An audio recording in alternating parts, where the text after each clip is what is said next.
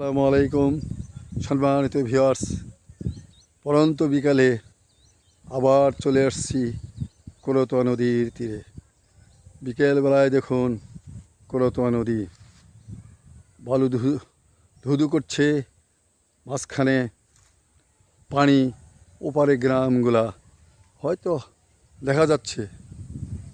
এই সেই গ্রামীণ অবস্থা।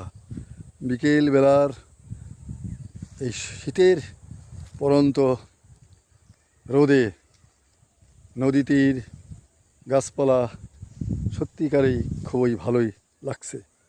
আপনারা ইচ্ছা করলে অবসর সময়ে গ্রামীণ এলাকা, নদীর তীর, বিভিন্ন জায়গায় বেড়াতে আসতে পারেন।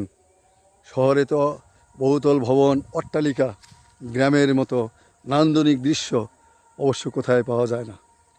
ধন্যবাদ প্রিয় বন্ধুরা, সবাই ভালো থাকেন।